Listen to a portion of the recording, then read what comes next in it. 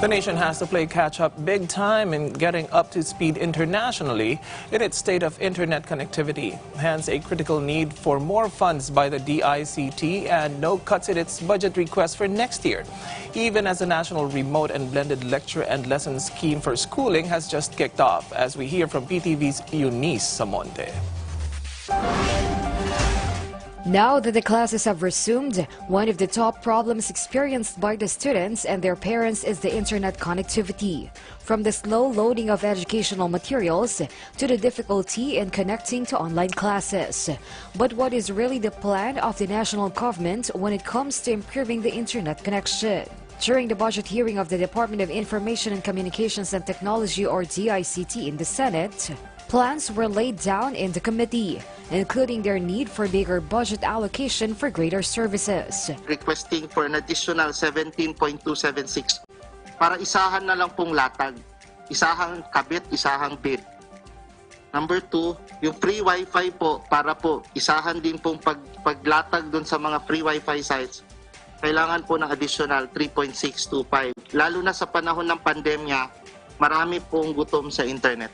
Their priority projects include the National Broadband Program, Free Wi-Fi for All project, and the Digital Government Workforce and Education. Under the National Broadband Program of the ICT, fiber optic cables and wireless technology will be deployed to improve the speed of the internet.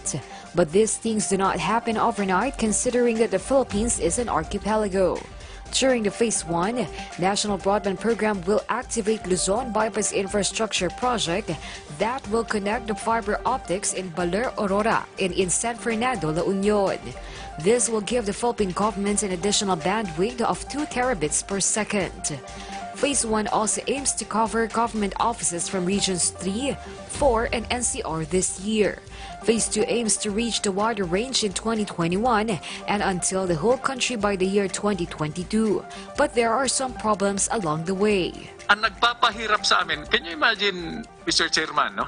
Your Honor, to build something in any locality, dadaan ka muna sa butas ng karayom, 30 permits, which we have cut down already. Kung maalala ho ninyo, nagreklamo si Presidente na that's why it precipitated this deadline on December. Sabi niya dun sa players, I'm giving you up to December to improve services. Despite the limited budget, the ICT emphasized that they are doing their best to extend their assistance, especially in the distance learning during this pandemic. Nag-distribute ho kami ng tablets at saka pocket Wi-Fi. These are the best efforts given our limited resources that we are trying to undertake. Senator Amy Marcos also asked the Secretary about his prior statement that the internet connection of the country is not that bad. You made a very controversial statement po, Secretary Honasan, asserting that our internet was not bad. Despite the fact that it is the slowest except for Laos and Myanmar. The ICT Secretary apologized for his statement, saying the Philippines is always trying to keep up. It's not yet that good, but we are trying to improve it. Wag naman yung it's not that bad. Eunice Samonte for The Nation.